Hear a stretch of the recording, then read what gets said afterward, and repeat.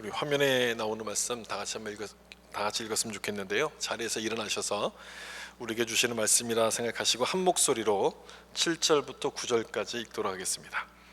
또 내게 보이신 것이 이러하니라. 다림줄을 가지고 쌓은 담 곁에 주께서 손에 다림줄을 잡고 서셨더니 여호와께서 내게 이르시되 아모스야, 내가 무엇을 보느냐? 내가 대답하되 다림줄이니이다. 주께서 이르시되 내가 다림줄을 내 백성 이스라엘 가운데 두고 다시는 용서하지 아니하리니 이삭의 산당들이 황폐되며 이스라엘의 성소들이 파괴될 것이라. 내가 일어나 칼로 여로보암의 집을 치리라 하시니라. 아멘. 우리 앉으실 때 인사하면서 앉겠습니다. 말씀에 은혜 받으세요. 말씀에 은혜 받으세요. 아멘. 2022년 신년 첫 주일입니다. 올 한 해도 하나님의 은혜 가운데 여러분의 삶이 모든 것들이 풍성한 그런 은혜가 있기를 예수님의 이름으로 축복합니다. 신앙의 기준이란 제목으로 말씀을 나누겠습니다. 기준은 우리 삶에 없어서는 안 될 아주 중요한 요소 중 하나죠. 기준을 어디에 두는가에 따라서 모든 것이 달라질 수 있기 때문에 그렇습니다. 아무리 못생긴 사람이라도 미인이 될 수 있고요, 또 남들이 부러워하는 모습으로 보여질 수 있습니다. 제가 어렸을 때만 해도 미남 미인의 기준은 이 얼굴이 둥글럽적한 사람이었어요. 근데 요즘은 바뀌었잖아요. 요즘은 얼굴이 갸름한 사람이 미인이라고 하지 않습니까? 날씬해야지 미인이라고 생각을 하지만 저기 먼 아프리카의 어느 나라에 가면요, 통통한 사람을 미인이라고 이야기합니다.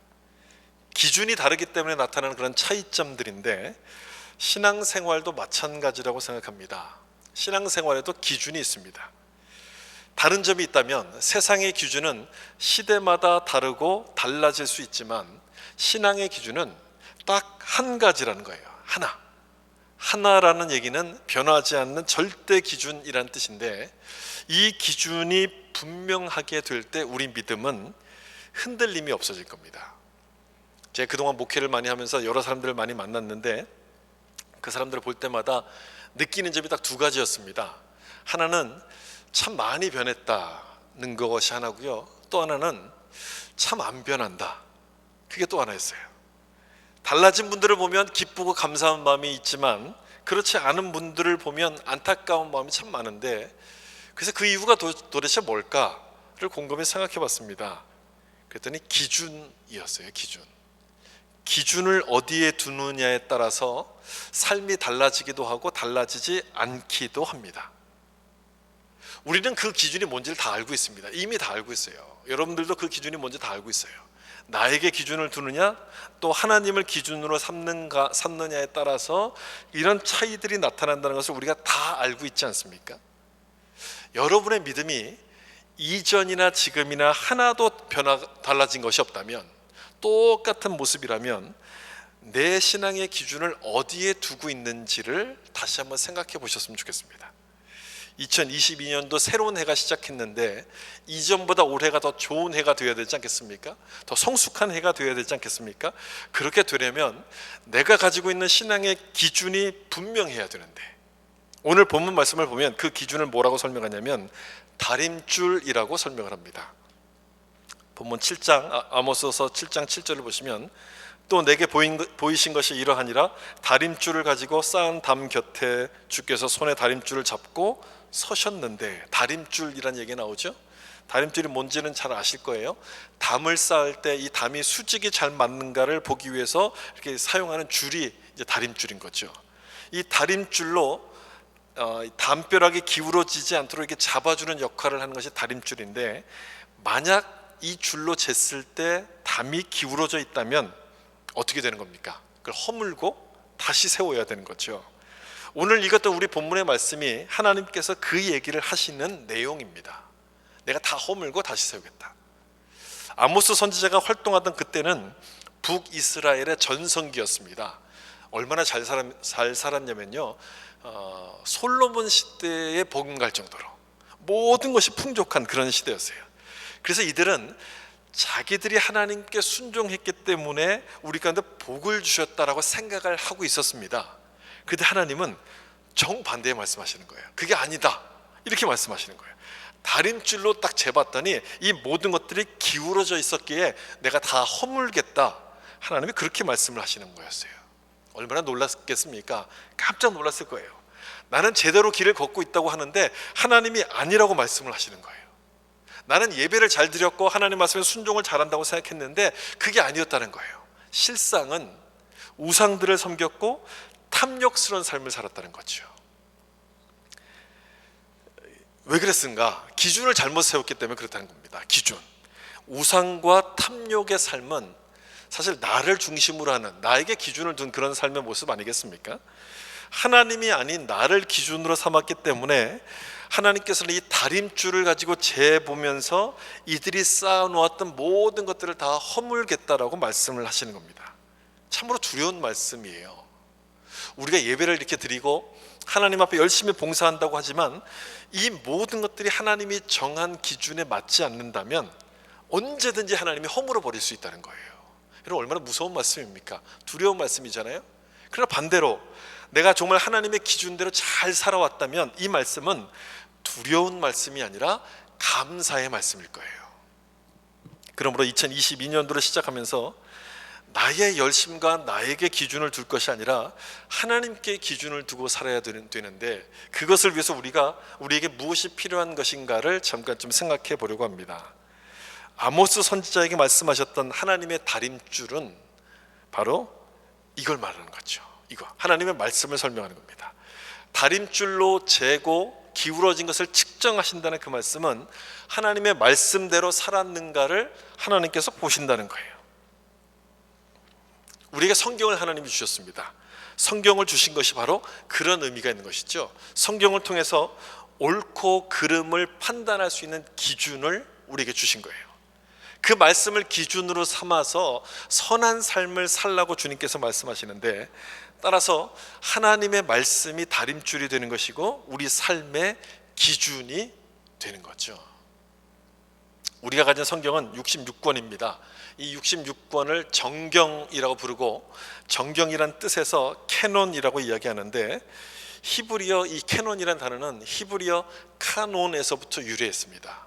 고든 막대기 이런 뜻이에요. 카논은 고든 막대기, 구부러진 막대기가 아니라 곧게 뻗어 있는 막대기이기 때문에 이 막대기가 내 삶을 측정하는 기준이 될 수 있다는 거예요. 하나님께서 이 말씀으로 우리 삶이 기울어져 있는지 아닌지를 측정하기 때문에, 여러분, 우리에게 중요한 것은 뭐겠습니까? 이 말씀대로 사는 게 중요하다는 거예요. 말씀대로 사는 게. 내가 아무리 열심히 일하고 살았다 할지라도, 내 방식으로 열심히 살았다 할지라도 말씀의 다림줄로 딱 측정을 하시기 때문에 말씀대로 사는 것만이 하나님 앞에서 인정받게 된다는 거예요. 그게 참으로 중요하다는 거예요. 여러분, 올 한 해가 이런 한 해가 되기를 원하신다면, 정말 하나님께 인정받는 한 해가 되기를 원하신다면 이 점을 좀 분명히 하셔야 돼요. 하나님의 말씀이 내 신앙의 기준이 되어야 된다. 아멘입니까? 하나님 말씀이 내 신앙의 기준이 되어야 돼요. 그렇게 하려면, 말씀을 내 신앙의 기준으로 삼으려면 일단 이 말씀이 무엇을 말하고 있는지를 아셔야 되죠.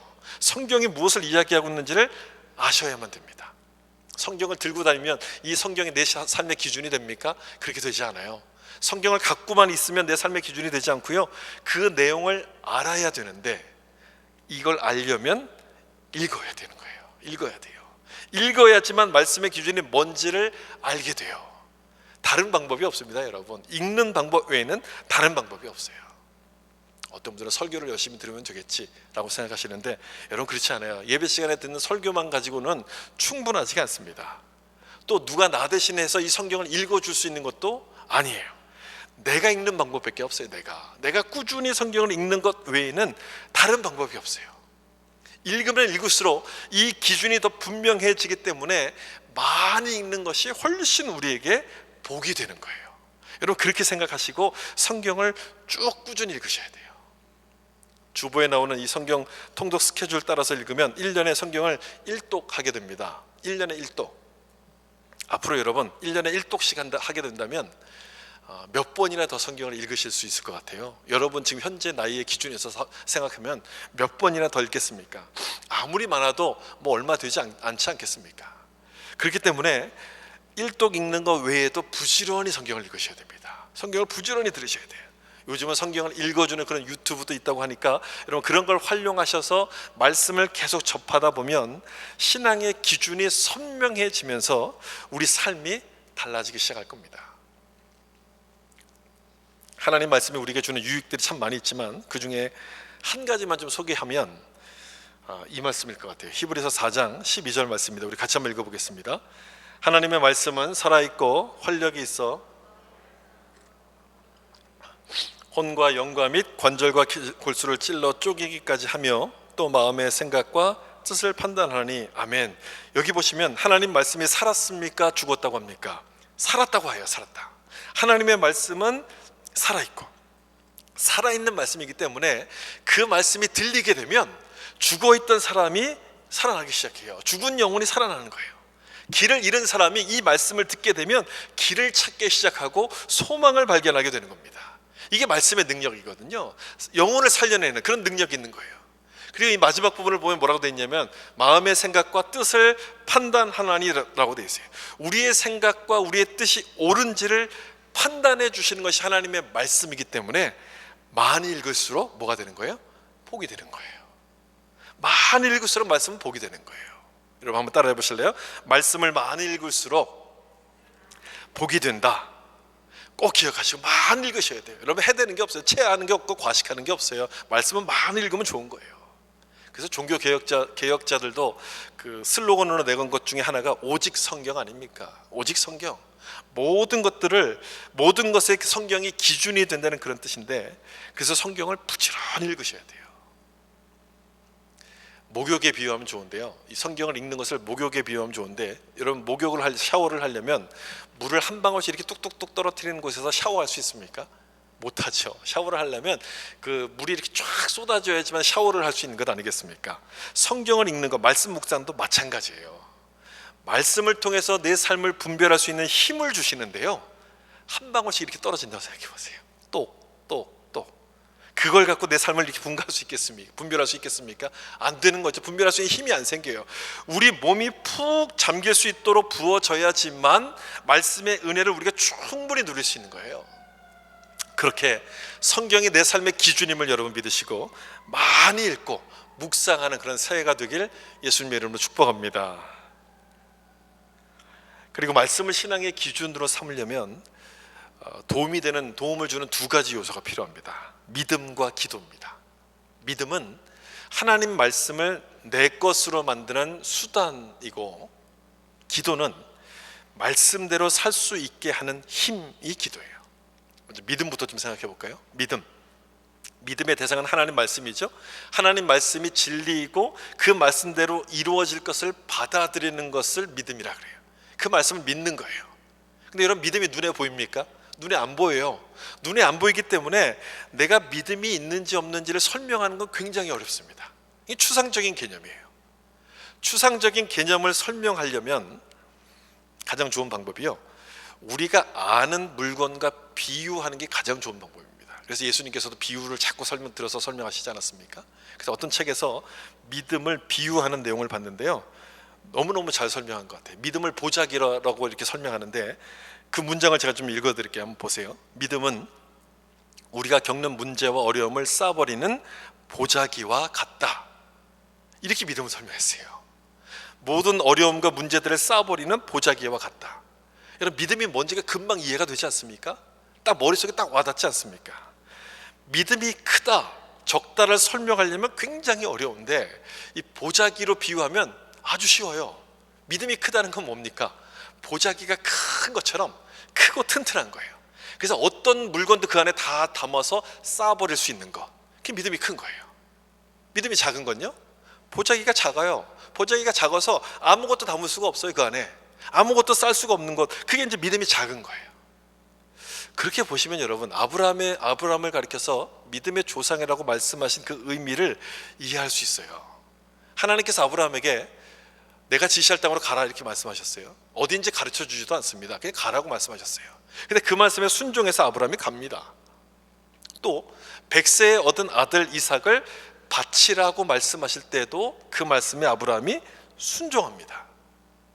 이건 누가 봐도 모순되는 말씀이거든요. 하나님이 주신 걸 다시 내놔라, 다시 바쳐라, 이렇게 말하는 것은 여러분 모순이 되지 않습니까? 그럼에도 불구하고 아브라함은요, 더 큰 뜻이 있겠지, 이렇게 생각하고 그 말씀에 순종해요. 도대체 어떤 마음이었을까? 아브라함이 어떤 생각을 가졌길래 이렇게 순종할 수 있을까? 곰곰이 생각해 보니까요, 이런 마음이었던 것 같아요. 하나님이 말씀하시면 이해가 되지 않아도 나는 순종하겠다, 아마 이런 마음이었던 것 같아요. 무엇을 말씀하시는지 나는 순종하겠다. 이걸 보자기로 비유한다면 여러분 뭐겠습니까? 하나님이 하시는 말씀, 무슨 말씀이든지 내가 다 싸서 담겠다, 담을 수 있는 큰 보자기, 그런 보자기 같은 믿음을 아브라함이 가졌다는 거예요. 또 하나 좋은 믿음의 예는 노아 아니겠습니까? 노아는 방주를 만들라는 하나님 말씀에 순종해서 방주를 만들었어요. 지금 생각해 보면 뭐 방주 만드는 게 그렇게 뭐 큰 믿음이겠는가, 여러분 그렇게 생각할 수도 있겠지만요, 노아 당시로 좀 돌아가 보시면 이건 굉장한 일이에요. 굉장한 일이에요. 왜냐하면 노아 때는요, 비가 뭔지를 몰랐어요. 비가 지금처럼 비가 내리지 않았습니다. 비가 뭔지를 몰랐는데 홍수로 심판한다는 말씀을 어떻게 믿습니까? 이걸요, 믿을 수가 없는 말씀이죠. 그래서 뭐라고 이야기하냐면 히브리서에서는 노아가 방주를 만들 때 믿음으로 방주를 만들었다라고 기록을 합니다. 비를 본 적이 없음에도 불구하고 방주를 만들었다면 노아가 가진 믿음의 보자기는 여러분 얼마나 큰 겁니까? 엄청나게 큰 그런 믿음의 보자기를 가진 것 아니겠습니까? 믿음의 크기, 이렇게 보자기로 생각해 보면 여러분 이해가 되는데, 그럼 믿음의 능력은 어떨까요? 정말 그 믿음 안에 능력이 있을까요? 내가 고민하는 모든 문제를 쌓아서 묶을 수 있는 그런 능력이 믿음 안에 있을까요? 여러분 이걸 어떻게 설명하면 되겠습니까? 믿음의 능력을 어떻게 하면 우리가 이해할 수 있겠습니까? 믿음의 힘, 믿음의 능력도 역시 보이지 않는 추상적인 개념이기 때문에 비교가 필요하거든요. 비교가 필요한데 가장 좋은 비교할 수 있는 대상이 뭐냐면 돈입니다. 돈의 힘하고 비교하면 딱 맞아요. 여러분 돈이 많으면 많을수록 뭐가 안 생깁니까? 뭐가 없어집니까? 걱정이 없어져요. 돈이 많으면 많을수록 두려움이 없어져요. 여러분 그렇지 않습니까? 내 통장의 잔고가, 밸런스가 막 엄청나게 많다고 생각해 보세요. 어떤 일이 벌어져도 두렵지가 않아요. 요즘 막 시장 물가가 많이 올랐다고 걱정하시는 분이 굉장히 많으신데, 아무리 물가가 오르면 올라도 내 통장에 잔고가 많으면 전혀 걱정이 안 돼요. 반대로 돈이 없으면 어떻게 됩니까? 돈이 없으면 아무 일이 생기지 않아도 불안해요. 그냥 불안해요. 괜히 불안한 거예요. 돈의 힘을 믿기 때문에 그래요. 우리가 이게 돈의 힘을 믿는다는 그 믿음의 능력과 같은 거거든요. 믿음도 역시 마찬가지란 얘기예요. 여러분 믿음이 많으면 돈이 많은 것처럼 담대해집니다. 마음이요. 다윗과 골리앗이 싸울 때를 여러분 생각해 보세요. 어찌 돌멩이 5개를 가지고 거인 골리앗과 싸울 생각을 할 수 있었겠습니까? 하나님이 나와 함께 하신다는 그 믿음 때문 아닙니까? 그 믿음, 우리가 돈의 힘을 믿는 것처럼 믿음의 능력을 믿은 거예요. 다윗이요. 그래서 이 골리앗을 대상으로 두려워하지 않고 믿음의 보자기로 골리앗을 이렇게 싸매버리는 거예요. 딱 싸서 묶어버리는 거예요. 멋지지 않습니까? 믿음에 이런 능력이 있는 거예요. 참 멋진 거예요. 이렇게 멋진 믿음, 어떻게 해야지 그처럼 크고 넓은 믿음의 보따리를 우리가 가질 수 있을까? 말씀을 묵상하셔야 돼요. 다시 처음으로 돌아가는 거죠. 말씀을 묵상하셔야 돼요. 믿음은 들음에서 납니다. 뭘 듣습니까? 그리스도의 말씀을 듣는 거에서부터 나는 거예요. 말씀을 들어야지만 믿음이 생겨요. 아브라함이나 노아나 하나님 말씀이 임했을 때 그 말씀을 믿는 믿음이 시작됩니다. 다윗도 마찬가지죠. 하나님 말씀을 들었을 때 믿음이 시작되는 거예요. 따라서 믿음은 말씀과 딱 연결이 돼 있어요. 연결이 돼 있어요. 저에게 가끔 그런 얘기 하시는 분들이 많아요. 저는 믿음이 너무너무 약해요. 이렇게 얘기하시는 분들이 많은데요, 충분히 이해해요. 무슨 얘기인지 충분히 이해해요. 믿음이 약하다면 그럼 뭘 해야 되느냐? 말씀을 읽으셔야 돼요. 말씀을 읽으셔야 돼요. 내 믿음이 강해질 때까지 말씀을 읽으셔야지, 믿음이 약해요라고만 얘기하시면 안 되는 거예요. 말씀 속에서 믿음의 모든 것들이 다 있는 거예요. 믿음이 크고 넓어지려면 다른 방법이 없습니다. 하나님 말씀을 많이 읽고 묵상하셔야 돼요. 목욕하는 걸 생각해 보세요. 여러분 물이 조금 떨어지면 목욕이 됩니까? 안 되죠. 하나님의 은혜가 내 안에 충만히 채워지려면 말씀을 많이 읽으셔야 돼요. 성경을 읽으면 읽을수록 믿음이 커지게 되는 것이고, 믿음이 커지면 말씀을 더 단단히 붙들려는 마음이 생겨요. 신앙의 기준이 확실해지겠죠. 믿음의 선순환이 일어나기 시작해요. 여러분들의 믿음은 어떻습니까? 여러분의 믿음을 보자기에 비유한다면 얼마나 큰 보자기를 갖고 계십니까? 어떤 문제도 싸서 담을 수 있을 만큼 큰 믿음을 가지셨습니까? 또한 돈의 힘을 믿는 것처럼 여러분 믿음의 능력을 믿고 계십니까? 내가 당하고 있는 어떤 문제도 내가 돈이 없다 할지라도 믿음으로 그 모든 염려와 두려움들을 여러분 이겨나가고 계십니까? 그렇게 되길 축복합니다. 올 한 해가 그런 한 해가 되어야 되지 않겠습니까? 그렇게 되셔야죠. 믿음이 약해서 우리가 쉽게 작은 문제에도 무너지는 그런 자들이 아니라 말씀을 믿는 믿음으로 모든 걱정을 이기고 감사하는 자가 되셔야 돼요. 목회자인 제가 할 일은 여러분이 그렇게 되도록 기도하고 돕는 거예요. 올 한 해에도 제가 갖고 있는 기도 제목은 그거죠. 우리 큰빛교회 성도님들이 말씀 안에서 삶이 조금씩 달라져 가는 것, 그게 이제 올해도 제가 기도할 제목인 거예요. 여러분들도 그런 목표를 좀 가지셨으면 좋겠습니다. 52주 예배를 한 번도 안 빠지겠다, 이것도 좋은 목표가 되겠죠. 그것도 당연히 가져야죠. 그러나 내 믿음이 조금씩 더 달라져야 되겠다, 이런 목표를 좀 가지셔야 돼요. 그리고 그런 목표를 이루시려면 조심해야 될 말이 하나 있습니다. 그건 뭐냐면 적당히 믿어, 이 말이에요. 적당히 믿어, 이 말을 조심하셔야 돼요. 여러분, 적당히 믿으라는 얘기는요, 안 믿는 것과 똑같은 뜻입니다. 사실은 뒤집어 보면 똑같은 뜻이에요. 믿음은 하나님 말씀에 대한 것 아닙니까? 그런데 하나님의 말씀을 어떻게 적당히 믿습니까? 적당히의 기준은 없는 거거든요. 적당히 믿을 수가 없어요. 믿든지 안 믿든지 둘 중에 하나지 적당히는 없어요. 믿음의 크기가 작을 수는 있지만 그 작다는 것이 적당히 믿는 것과는 전혀 다른 얘기거든요. 그래서 우리 입에서 우리 생각에서 적당히 믿으라는 얘기는 싹 빼버리셔야 돼요. 예배도 오늘 예배 드렸는데 적당히 예배 드려, 그런 말은 싹 빼버리셔야 돼요. 하나님에 대해서 우리가 하는 모든 것에 대해서 내가 적당히 하겠다, 그런 생각들을 빼버리셔야 돼요.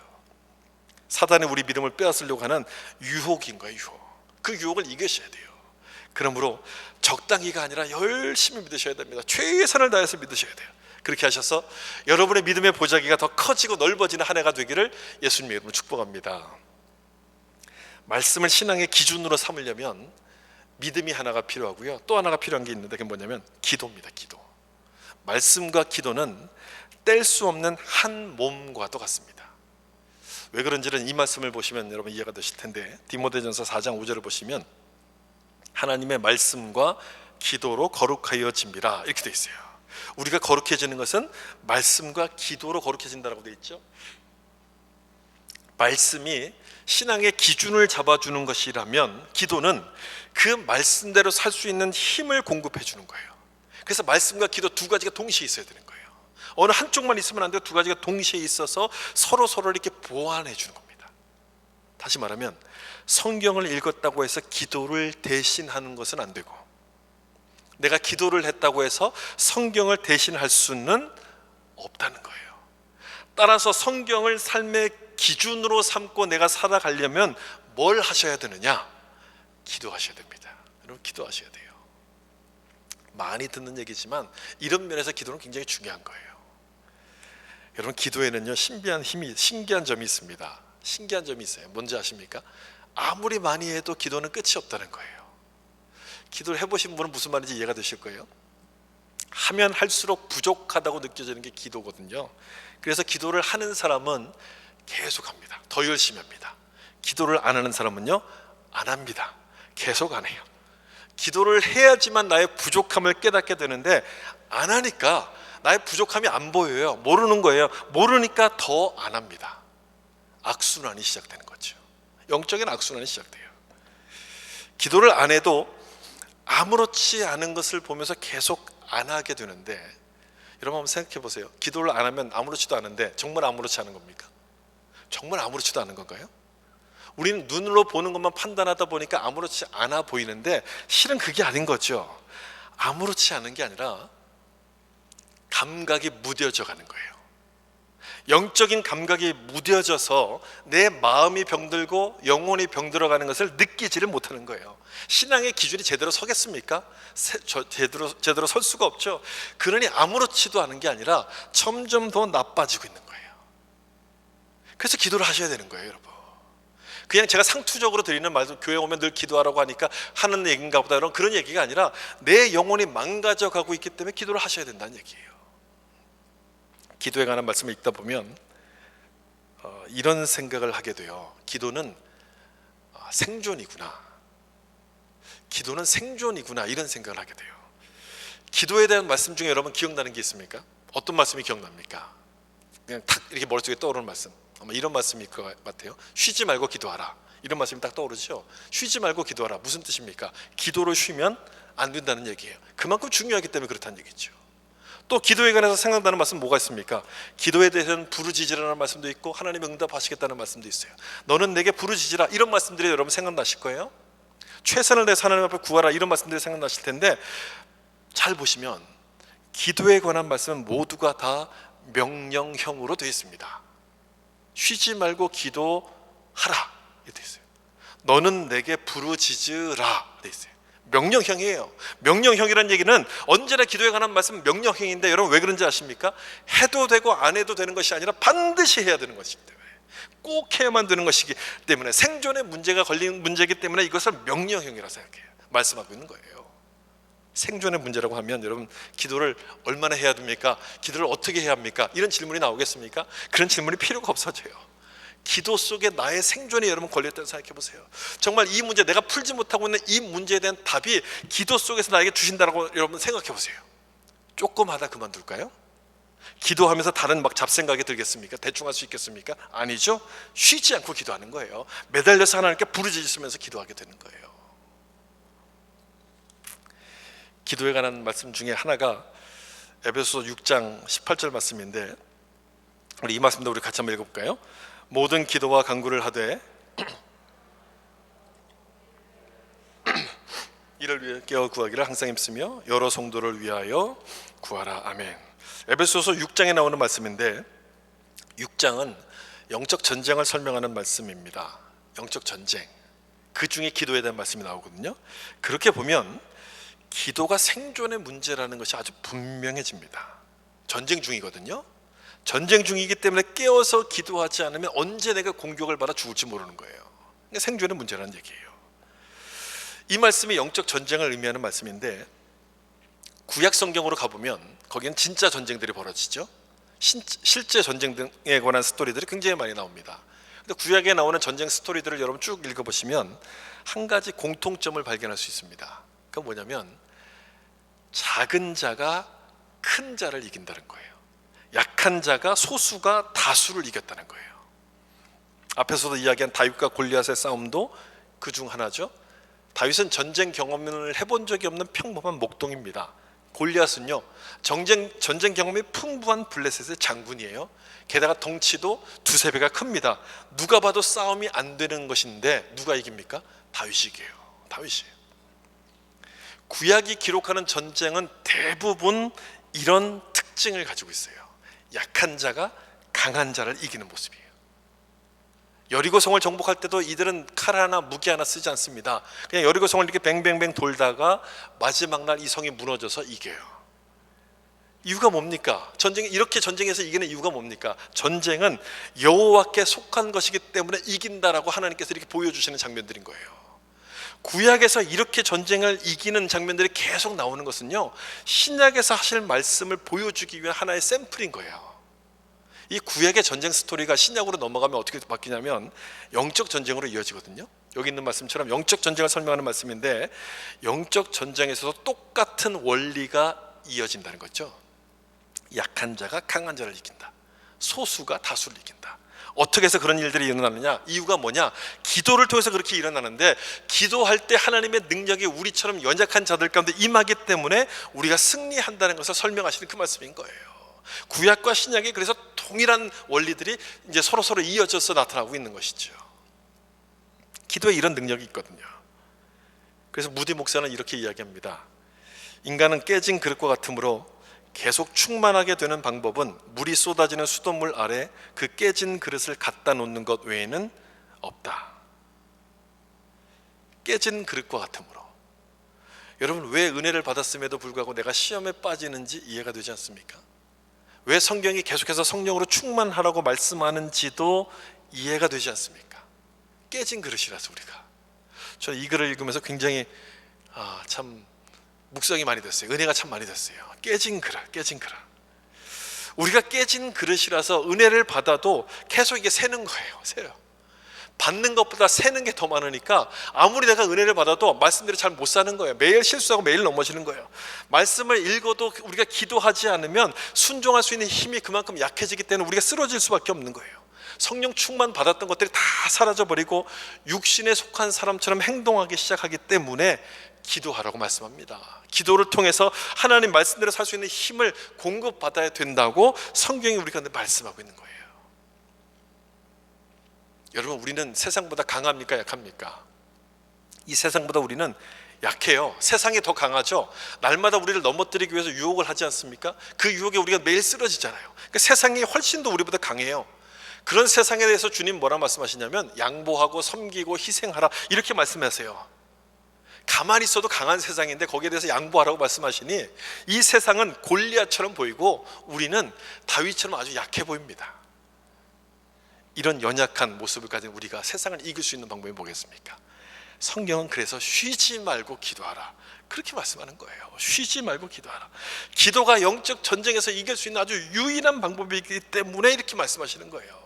기도하게 될 때 깨진 그릇 같은 내 안에 하나님의 은혜가 흘러 들어와서 이길 수 있는 힘이 채워지기 때문에 기도하라고 말씀하는 거예요.